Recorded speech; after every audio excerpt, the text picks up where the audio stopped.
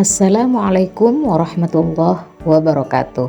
Bertemu lagi dengan saya, Misrani Nadia Putri, CGP Angkatan 10 Kabupaten Banyuwangi. Dalam kali ini saya akan mempresentasikan ruang kolaborasi modul 1.4 Budaya Positif.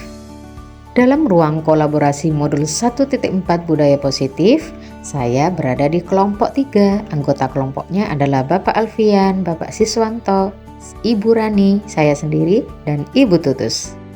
Kasus 3. Ibu Dani sedang menjelaskan pelajaran bahasa Inggris di papan tulis. Namun beliau memperhatikan bahwa Fajar malah tidur-tiduran dan tampak acuh tak acuh pada pelajarannya. Fajar, coba jawab pertanyaan nomor 3, maju ke depan dan kerjakan di papan tulis. Fajar pun tampak malas-malasan maju ke depan. Dan sesampai di papan tulis, Fajar hanya diam terpaku sambil memegang buku bahasa Inggrisnya dan memainkan spidol di tangannya. Ayo Fajar, makanya jangan tidur-tiduran, lain kali perhatikan. Sudah sana duduk kembali. Kira-kira siapa yang bisa? Fajar pun kembali duduk di bangkunya. Hal seperti ini sudah seringkali terjadi pada Fajar, seperti tidak memperhatikan, acuh tak acuh, dan nilai-nilainya pun tidak terlalu baik untuk pelajaran bahasa Inggris. Pada saat ditegur oleh Ibu Dani, Fajar hanya menjawab, "Tidak tahu, Bu." Ibu Dani pun menjawab, "Gimana kamu Fajar? Kamu tidak kasihan sama ibu ya? Ibu sudah capek-capek mengajarkan kamu. Tidak kasihan sama ibu?" Dan Fajar pun dia membisu. Dalam kasus tersebut ada beberapa pertanyaan yang harus dijawab. Yang pertama, posisi kontrol apa yang diambil oleh Ibu Dani dalam pendekatannya kepada Fajar? Jawabannya adalah pembuat rasa bersalah. Hal ini ada di redaksi. Ibu Dani pun menjawab lirih, "Gimana kamu Fajar? Kamu tidak kasihan sama ibu ya? Ibu sudah capek-capek mengajarkan kamu." Pertanyaan kedua, membaca sikap Fajar, kira-kira kebutuhan apa yang diperlukan oleh Fajar? Nah, jawabannya adalah kasih sayang dan rasa diterima.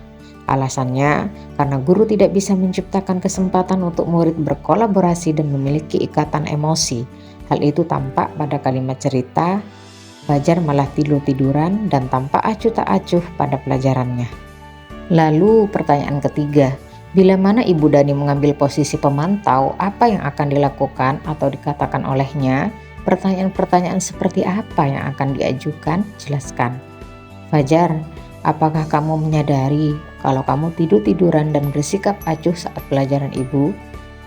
Fajar boleh ceritakan pada ibu alasan mengapa Fajar tidur-tiduran dan bersikap acuh saat ibu menjelaskan materi. Apakah kegiatan tidur-tiduran dan bersikap acuh sudah sesuai dengan kesepakatan kelas yang sudah kita sepakati?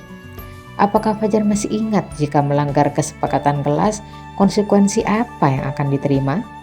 Karena sudah sering terjadi dan nilai kamu perlu ditingkatkan demi kebaikan, maka besok orang tua kamu, ibu minta untuk datang ke sekolah menemui ibu.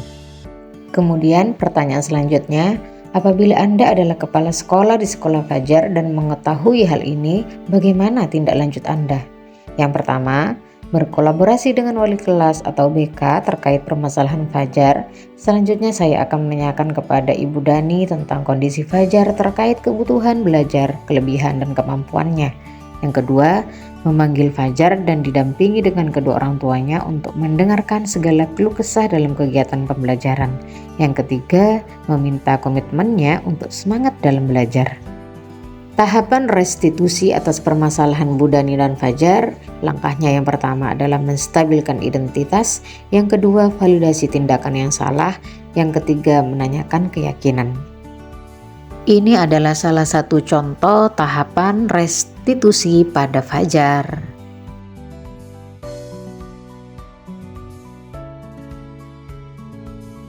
Assalamualaikum Bu Dani, selamat pagi.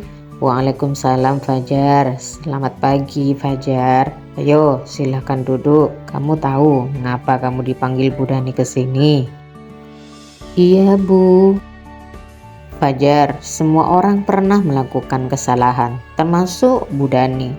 Setiap tindakan yang kita lakukan pasti ada alasannya. Bisa saja kan Fajar membolos waktu pelajaran ibu. Nah, sekarang coba ceritakan kira-kira mengapa kamu terlihat acuh tak acuh dan tidur-tiduran saat pembelajaran Bu Dani. Mohon maaf Ibu, sebetulnya saya tidak terlalu menyukai pelajaran bahasa Inggris karena menurut saya pelajaran bahasa Inggris sangat sulit. Fajar, pelajaran bahasa Inggris sangat bermanfaat dan dibutuhkan untuk kamu kelak. Di dunia kerja dan jenjang perkuliahan membutuhkan bahasa Inggris.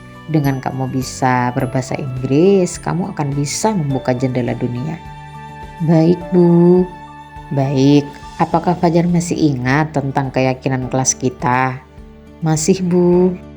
Kalau masih ingat, kira-kira yang Fajar lakukan itu sudah sesuaikah dengan keyakinan kelas kita? Belum Bu. Keyakinan kelas yang mana yang belum bisa Fajar tunjukkan? Tidak semangat mengikuti pembelajaran bahasa Inggris Bu. Nah, alhamdulillah ternyata kamu tahu. Lalu bagaimana Fajar bisa mengindahkan keyakinan kelas tersebut? Baik Bu, saya minta maaf karena telah acuh tak acuh dan tidur-tiduran saat pembelajaran. Kedua, saya berjanji akan lebih semangat dan berusaha menyukai pelajaran bahasa Inggris. Dan yang ketiga, saya akan lebih rajin dalam belajar sehingga harapannya nilai saya bisa meningkat. Baik, Bu Dani apresiasi untuk tanggung jawabmu dan kamu boleh kembali ke kelas. Terima kasih Bu Dani. Ya, sama-sama. Terima kasih. Wassalamualaikum warahmatullahi wabarakatuh.